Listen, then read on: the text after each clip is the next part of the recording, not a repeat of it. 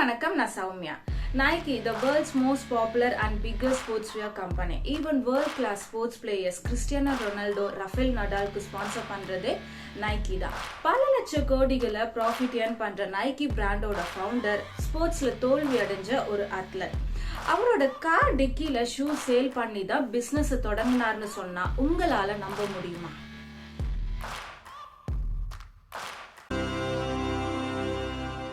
Phil Knight 1938ல அமெரிக்கால இருக்க board பிளாண்ட்ல பிறந்தாரு.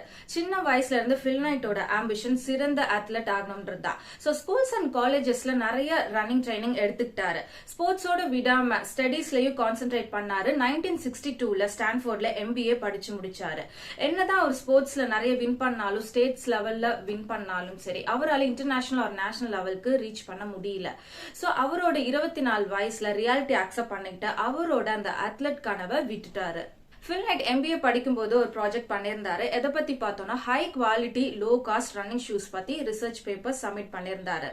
Phil Knight ஃபார்மர் ரன்னரா இருந்ததால ஒரு அத்லெட்க்கு ஷூஸ் எவ்வளவு முக்கியம்னு அவருக்கு தெரியும். இந்த ரிசர்ச் ஸ்போர்ட்ஸ் மார்க்கெட்ல நிறைய ப்ராஃபிட் பார்க்கலான்ற ஒரு ஐடியா கொடுத்துச்சு. அந்த டைம்ல அமெரிக்கன் மார்க்கெட்ல ஜெர்மன் கேமராஸை ரீப்ளேஸ் பண்ணி ஜாப்பனீஸ் கேமராஸ் நிறைய ப்ராஃபிட் பார்த்தாங்க. அப்ப அவர் ஒன்னு யோசிச்சாரு, புதுசா ஜாப்பனீஸ் ஷூஸை இம்போர்ட் பண்ணோம்னா அந்த சமயத்துல எக்ஸ்ட்ரீம்லி பாப்புலர் பிராண்ட்ஸ் ஆன பூமா அண்ட் அடிடாஸ பீட் பண்ணுமான்னு. அஃப்கோர்ஸ் ஒரு காலேஜ் ப்ராஜெக்டை வச்சு பிசினஸ் பண்றது மிகப்பெரிய ரிஸ்க் தான். பட் ஃபில்க்கு வேற ஆப்ஷனே இல்ல. 1962ல நவம்பர்ல அவருடைய என்டையர் சேவிங்ஸை வச்சு ஜப்பானுக்கு டூரிஸ்டா போனாரு. சென்ட்ரல் ஜப்பான்ல இருக்க கோப் சிட்டிக்கு டிராவல் பண்ணாரு. அங்க இருந்த ஒரு ஷூ ஸ்டோர் இவர் கண்ணுக்கு பட்டுச்சு. ஜாப்பனீஸ் கம்பெனியான ஒனிட்சுகா டைகர் பிராண்ட் ஷூஸை ஹை குவாலிட்டியில சேல் பண்ணிட்டு இருந்தாங்க. இந்த டைகர் பிராண்டை இம்போர்ட் பண்ணலாம்னு ஃபில் டிசைட் பண்ணாரு. சோ அவரு தன்னை அமெரிக்கன் ஷூ டிஸ்ட்ரிபியூட்டர்னு சொல்லி அந்த ஒனிட்சுகா கம்பெனி ஃபவுண்டரோட மீட்டிங் அரேஞ்ச் பண்ணாரு. அந்த மீட்டிங்ல இவரோட கம்பெனி நேம் என்னன்னு கேக்குறாங்க. இவருக்கு சொந்தமா எந்த டிஸ்ட்ரிபியூஷன் கம்பெனியும் இல்ல.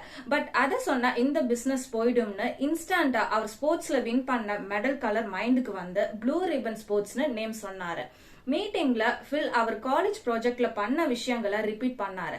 At the end Onitsuka's employees impress ஆகிட்டாங்க. ப்ளூ ரிப்பன் கம்பெனி டைகர் ஷூஸை அமெரிக்கால டிஸ்ட்ரிபியூட் பண்ற டீலுக்கு சர்ப்ரைசிங்லி அக்செப்ட் பண்ணிக்கிட்டாங்க.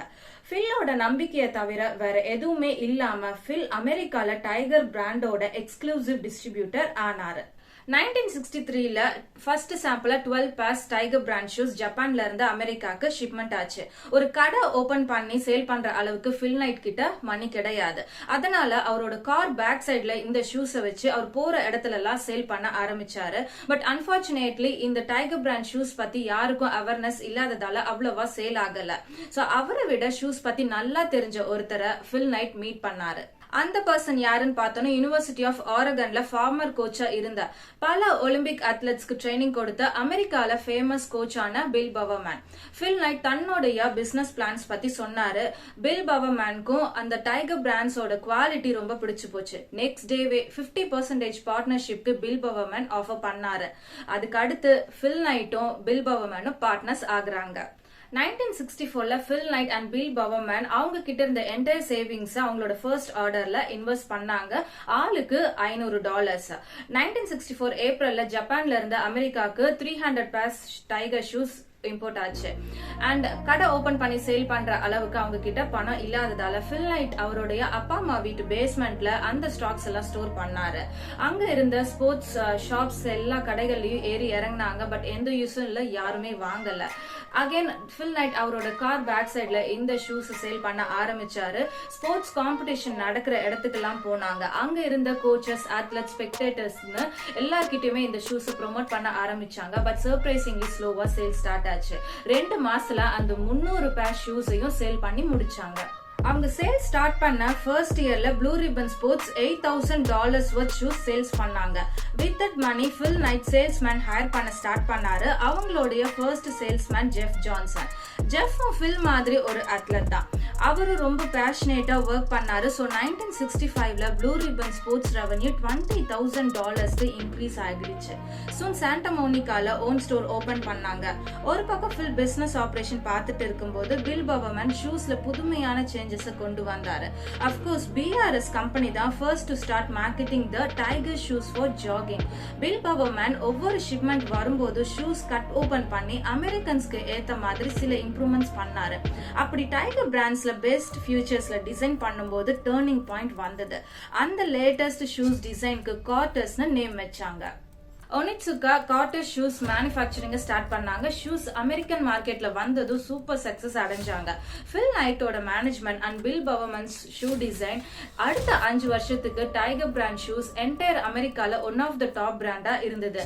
இன் 1971 சேல்ஸ் டச் $1.3 மில்லியன் அந்த பிசினஸ் எவ்ரி இயர் டபுள் ஆகிட்டே இருந்தது. இப்படி கரெக்டா போயிட்டு இருக்கும் போது ஹியூஜ் ப்ளோ ஜப்பான்ல இருந்து வந்தது.